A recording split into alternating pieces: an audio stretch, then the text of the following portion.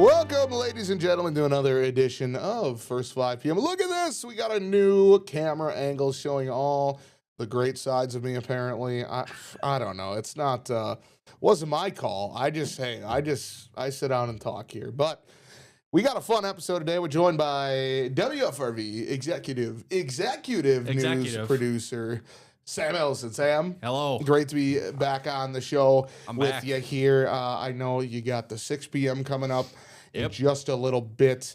We got a lot of fun news today and some interesting stories. Nothing too crazy, but man, I just want to look at you when we talk. But unfortunately, the camera's over here. Sam's over here, and they're telling us to look at the camera more, which I guess makes sense. It does make sense because then a broadcast it looks like we're this. So then it really looks like we're talking. We're talking to each other. I'm not really talking to you, but I'm talking to you. You're talking to you're talking to me. I'm talking to you. I get to look at you. You get to look at me, so you get to see the right side of my my mug here, which is a little goofy. But yeah, anyways, some nice changes coming here to the OBS room. We're expecting to get a TV behind Sam. Not exactly. Well, there's a door behind him, so not really behind him. It's going to be over here. Here, we can go ahead and show you. There's the mount.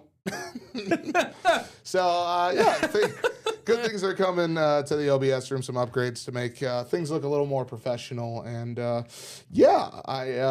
just wanted to quickly shout out Stacey Engebretson for her Off the Desk CTV show, which you guys don't know, that airs at 3:30 p.m. Monday through Friday.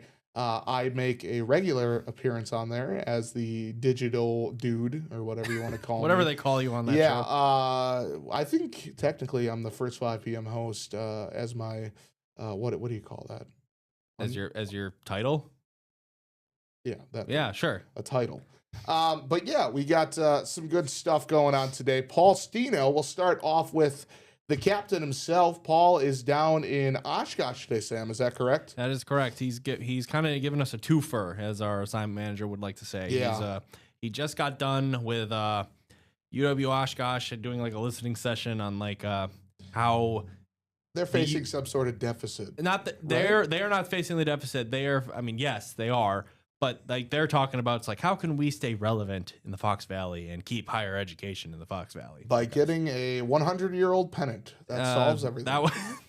That was separate. But yeah, now I think he's getting ready for he's at the Oshkosh Area Public School District now, and they are having a board meeting. That's where the deficit is. Okay, is that what the live shot was about? Because we're about to show the live shot. The live shot was for the university stuff. All right, let's talk about the university. Let's bring in Paul Stino here from our 4 p.m. show, and we'll give his live shot a listen up. We begin this afternoon with community stakeholders weighing in on the question of the future of UW Oshkosh. A listening session is underway right now in Oshkosh, and our Paul Stino joins us live there with more on what's happening. Paul.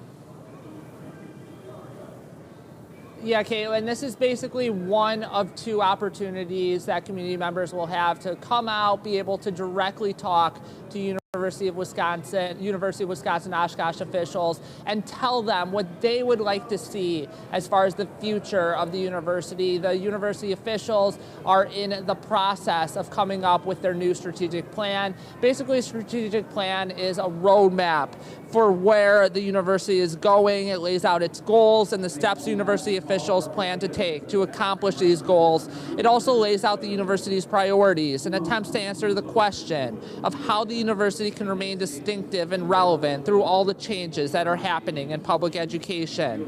University officials have needed to make some difficult decisions in the last few years, like cutting staff, outsourcing their university bookstore, and realigning the colleges within their university to save money and fill significant budget deficits. University officials hoping that with the help of the community, they can develop a strategic plan that will guide them to better days ahead. Last summer, they also got a brand new chancellor, Manohar Singh. And Caitlin, like I said, this is one of two listening sessions that is happening over the next coming weeks. The second one is actually next Thursday. That one is going to be at Appleton at the Public Library. It begins at 4:30. Live from Oshkosh, Paul Stino, Local 5 News. Big shout out to the captain there, working double time today. He's a very busy bee, but Paul, his dedication to, I just realized the live switch isn't on. Now we're live. Paul dedicated to Local 5, I mean, just one of a kind reporter and does great. He might, we had, back in the day, it was Sam who worked the night shift. Yep. I worked the night shift, and Paul worked the night shift. So it was kind of a three-headed monster between us three, and we had quite a bit of fun back in the day.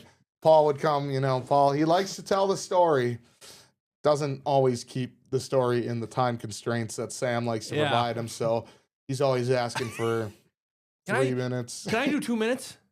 No. Paul, you're slated for 1:30. We have Paul. sports tonight. No, Paul. So, anyways, next up on our list of things to talk about, what is that? I just knocked something over. That's okay. Oh, yeah. Let's go ahead and talk a little bit about Ellie Davis's package, not from today, but for America's 250th birthday. We are running a quarterly special this year for America's 250th birthday.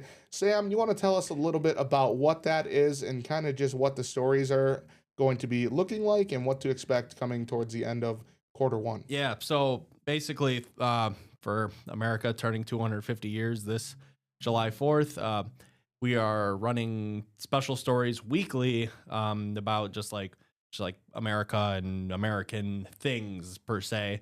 So it's just going to be patriotism. Patriotism. So like weekly we'll have these stories, and every couple months we'll have a quarterly special highlighting some of the stories that we've covered already, and some stories that we have not shared with the public, and so that'll be a continuing trend throughout 2026 as we go into the 250th anniversary of America's founding, and also a pretty big election year too. So that's going to be we're going to go through all of that. All that fun stuff for sure. Let's go ahead and show the very first rendition of, what's it called? Spirit of America. Spirit of America 250. In 2026, America will celebrate 250 years as a country, a historic milestone that will stretch well beyond July 4th. To honor the history and the legacy of our nation, Local 5 will air weekly features highlighting the ways our communities are honoring the nation's birthday. To kick off our dedicated coverage, Local 5's Ellie Davis shows us how one police department is honoring the occasion. As America celebrates its 250 years since its founding, the Neenah Police Department is celebrating that history in a very visible way. We knew that the 250th birthday of the United States of America was coming here in 2026, so we wanted to do some initiative to honor basically our country's heritage. The Neenah Police Department will wear commemorative badges throughout 2026 in celebration of the nation's birthday. The badges are more than a design. They represent 2.5 centuries of history. And we went with these badges just to honor and remember the sacrifices that the men and women throughout the years have made for this country. The badges were optional, but over 70% of the officers in the department chose to purchase them in honor of the country's historic celebration. I think it's something special. It's a once-in-a-lifetime monumental moment. So having some type of token to remember this year. In addition to the officer's name and badge number, it reads, "We the People," the first 3 words written at the beginning of the U.S. Constitution. It's an idea that police officers say is a part of their duty to uphold every day. That's the most important thing when I go to work every day, that I am securing the rights of the citizens of Neenah. Our calling is we are the Neenah Guardians. We are the warriors against evil, the defenders of life, the protectors of life, and the friends of the people. And I think that sums it all up in one statement. For both officers, they say that wearing the badge represents the love they have for this community.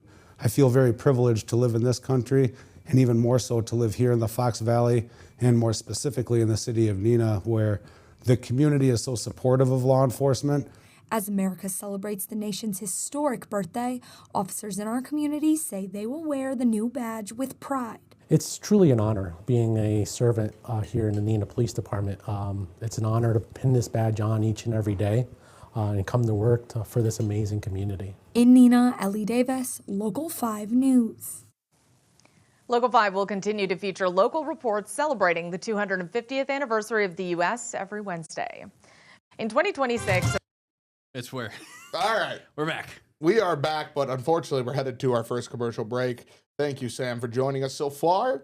We'll be back in just 1 minute, guys. Let's go. I love it.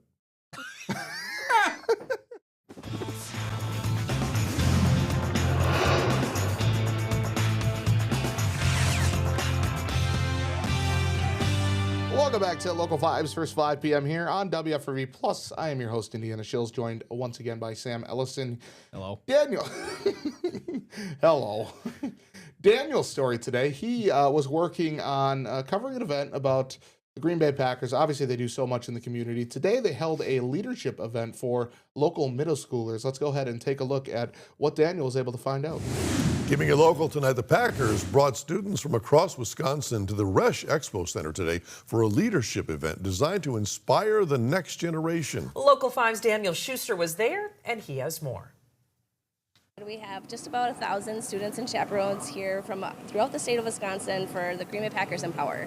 It's really a day about leadership, inspiration, and letting the middle school students know that they can be positive movers of change in their community. Inside the Resch Expo, students spent the day focused on leadership, service, and finding their voice. But we also want them to have that idea of who are they, where are they on their journey, realize that they can have different connections and network in this space, but really find out who they are and what they want to do. The day also included a keynote focused on learning from failure. Captain Flo Groberg, amazing National Medal of Honor recipient, but really good stories about how he made mistakes growing up, but how he used those lessons, built upon those lessons to figure out who he was and who he wanted to be. We learned that confidence is key, and you should always trust and believe in yourself. The event centered on breakout sessions focused on leadership and impact. What we're doing here is so awesome, man. These kids are here to empower themselves, empower others. We're excited to give back. You know, really it's all about giving back. Packers alumni joined students during a hands-on service project, turning those lessons into action. Someone gave back to me in my life. You don't get to the NFL on talent alone, right? Someone has to look out for you. A teacher has to look out for you, or a coach is looking out for you. And my goal by coming here is looking out for them, so eventually they'll look out for somebody else and they just pay it forward. In Green Bay, Daniel Schuster, Local 5 News. Thank you, Daniel. The Packers say the Empower event filled within days, and they plan to offer it again in the future. Look at Nick Barnett. Yeah, pretty cool to see Nick Barnett out there. Nick, obviously, one heck of a Packer player for some time. Really good linebacker for a really long time. Yeah, it was. I mean, you just remember growing up watching Nick Barnett. I mean, he was a stud on the field for sure. Packers could use him now. Okay. I think the defense did its own. Yeah, it's time to talk Packers with Sam. I know we talked about it yesterday with Harry Sidney. We talked about it on Monday with Blake Bortz. It's not leaving the conversation this week. It's been a very slow, sobering week for most of Wisconsin. Obviously losing the wild card game to the Bears after being up 21-3 at halftime. Sam, what are your initial thoughts, I guess, on the game? My initial thoughts were this is the worst thing ever. This sucks. Yeah, there's really no other. I mean, now Sam, he put on his brave pants and decided to make a list of the worst worst Packers losses in the playoffs that I've witnessed. That he's witnessed. That is an important distinction. He's got the Bears. I have losing them at number 2. I have it at 2. It's let me see if I can find it quickly. Yeah. So number 10 is San Francisco in 2013. That's a little bit of a. I give it a bump because I was at that game. So fair enough. That's what kind of got it. Yep. Arizona 2015, I believe that was the Aaron Rodgers, Jeff Janis game. Yeah, we were down and out. A miracle play happens. We got 2 miracle plays. Yeah, 2 miracle plays, right? A lot of momentum on our side, and first play, Fitzgerald goes for 70. And we're just like, okay. And we're like, all right, that's all she wrote. Number 8 was Arizona 2009, which was the Carlos Dan. No, it was Aaron Rodgers' first big playoff loss. Yeah, and he ended up it was putting the ball on the ground. Yeah, gets recovered in overtime. Yeah, that's another one that stung for sure. But go ahead and carry on with the list. Number 7, New York in 2007. That was the Brett Favre first pick in overtime, and they kicked the field goal to go to Super Bowl 42. Was that? Yeah, that was a. Brett Favre's last pass as a Packer. Wow. Yeah. Yeah. San Francisco 2012. That's the Colin Kaepernick breakout game. Yeah, he ran for about 380. 5 San Francisco 2021. That's there was a lot of hope there, and then that's the special. Mostert just ran crazy over us, right? Is that this 21 or 21 was the Robbie Gold one, wasn't it? That was the Robbie Gold game winner. That was at Lambeau. It's snowing. Yeah, I don't know how we special lost teams that game. gaffes. I mean, that was This is my first. I think this is my first Packers heartbreak. Besides that first New York one, New York 2011. I will not lie. I've only cried during 2 NFL games, and that's one of them. Obviously, I took it a little more personally as a child. I really liked the Patriots back in the day, which was really weird. So were you like me and rooting for the Patriots in that Super Bowl? Yeah, because you were so mad. And I was rooting for the Patriots. It was the Patriots when they knocked off. Or no, I don't know. My memory's all jogged. Yeah. But anyways, yeah, that was one of the games that you were not. I was not happy about. Not happy. That is kind of right around when my Packers, right? I always grew up a Packer fan. There's no doubt about that. But as a kid, you kind of like a lot of. It means different everything teams. to you. And Yeah. it's just that one stung, and yeah. Number 3, Tampa Bay in 2020. This is Kevin King. My personal worst moment, best moment I've ever had in a loss. We went to Stadium View, me and my group of college friends, and we went early because they were going to have the screening outside, but then also inside. And we wanted to get an inside seat because it was supposed to be freezing that day. And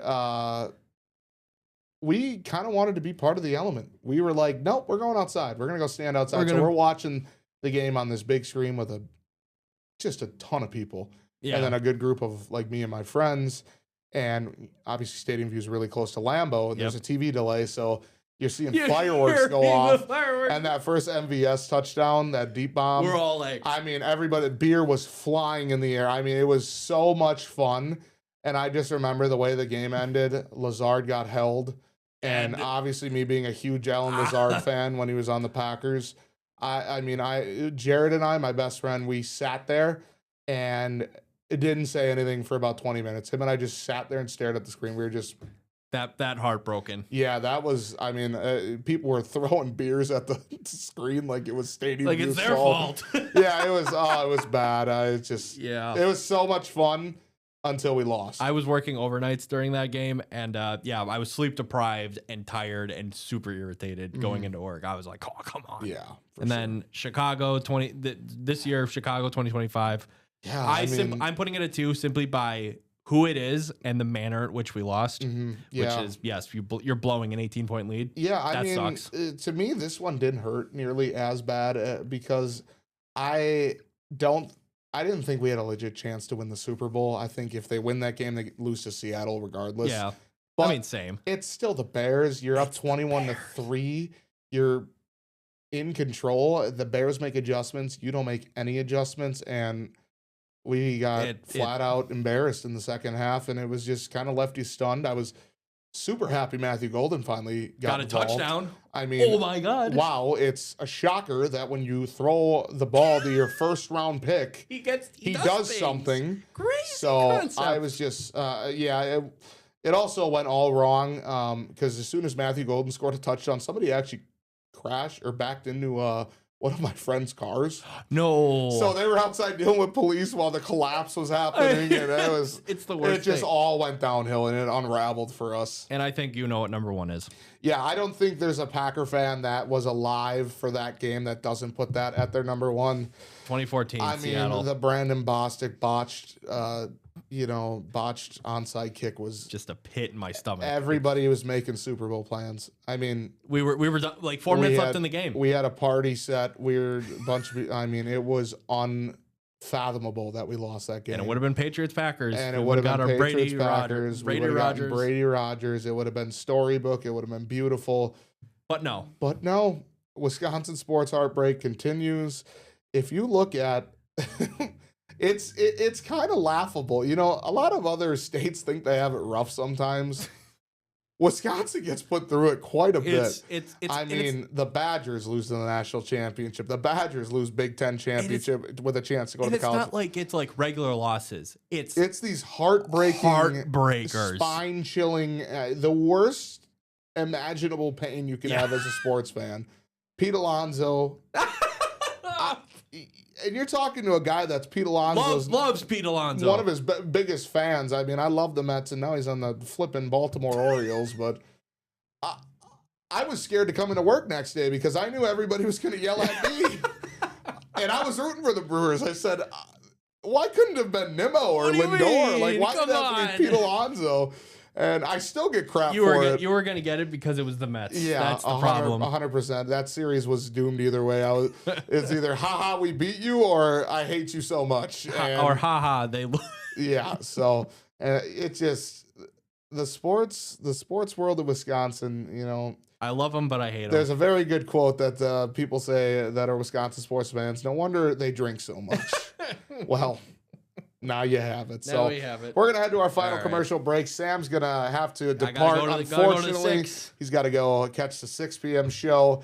We'll be back right after these commercial breaks. I'm going to break down the rest of the playoffs and let you guys know my opinions on how the rest of it will shape out. We'll be back in just 1 minute.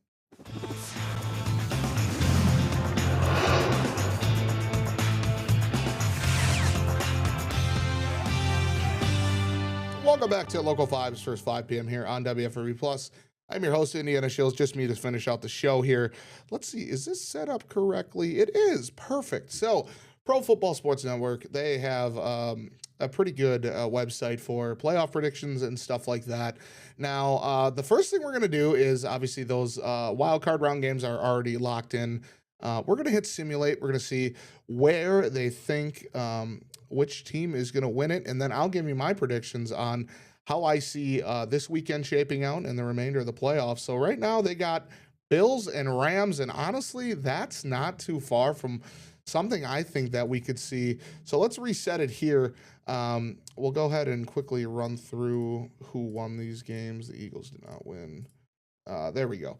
That is the current format here. Now, Denver is hosting the Bills. I think this is a fantastic game. Last I looked, the spread was 0. It was a pick'em, which means it could go either way. And I think that's truly a good way to put it. I mean, what kind of Bills offense are we going to see? Are we going to see Bo Nix ball out, or is he going to be that very complacent quarterback that just game manages? I think they need Bo Nix to ball out. And in order to do that, they need to expose Buffalo's defense. Buffalo's defense is not that great this year. I think it's certainly possible for Bo Nix to ball out. I think he's just a little too young in the NFL. I'm going to give that one to the Bills. Now, the Patriots and Texans. Texans were my sleeper team. I only got one pick wrong this week in the last week in the wild card, that obviously being Green Bay, which is a little unfortunate. But I had the Texans moving on over the Patriots. Now, I don't know so much. I mean, the Texans, they looked pretty sloppy against the Steelers, and the Steelers, you know, they have their chances, but the Texans defense is what kept them in the game. They were the ones that you can really put a circle around as to why the Texans won that game. It certainly wasn't for the offense. 2 touchdowns for the defense with a pick 6 and a scoop and score. This one's close to me too. I think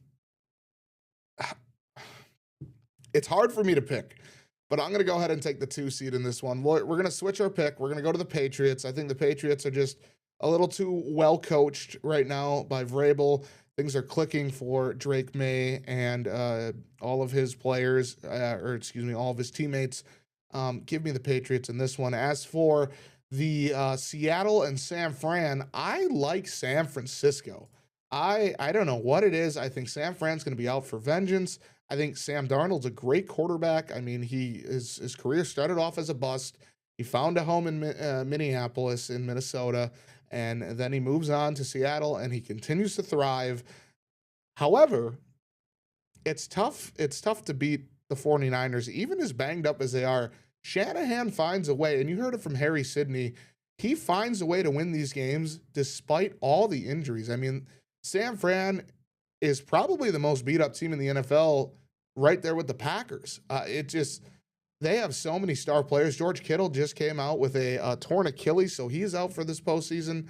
But I think McCaffrey is just going to be a difference maker. Even though Seattle's defense is stout, to say the least, I'm going to go with the San Francisco 49ers. Did the Bears show me enough against the Packers? They definitely showed me that they can come out and play in a half of football. The other half is what scares me. Now, the Rams, they snuck by the Panthers, which was kind of a surprise to see the Panthers actually put up a good fight. Very good for the NFL regardless. I like the Rams in this one, though. I think the Bears' run falls just a little short, despite Caleb Williams playing very good and Ben Johnson scheming up great things in Chicago. Got nothing but good things to say about the Bears, even though I dislike them. NFC, AFC Conference Championships. We got about a minute and a half left here. Bills and Patriots. I'm going to go back to the discussion with Bo Nix. I think Drake May is a little too young in his NFL career to just understand the Bills. This is their year, I think. This is their year to finally punch it through. Josh Allen is, if not the best player in the NFL, I mean, one of the best quarterbacks for sure. If you don't want to call him the best, I call him the best. I mean, elite talent. I think the rest of his players step up and help him out there. James Cook, a versatile runner. Bills move on to the Super Bowl. I originally would have had San Francisco here. I think the injuries catch up to him. Matt Stafford, Devontae Adams, Puka Nacua. I mean, there's just so much offensive firepower on that Rams sidelines. I think you got to give it to them. They overpower San Francisco. So we got a Bills-Rams Super Bowl. And where is it going to go? Well, there's only one answer for me. I'm going to stick with my gut for my pre-playoff prediction. We're going to go with Josh Allen and the Buffalo Bills. Josh Allen, soon to be father. It's time for a little fatherhood, but not before getting his first Super Bowl ring. So we're going to end the show here. I want to thank you guys so much for joining Local 5's first 5 p.m. We'll catch you guys on Thursday.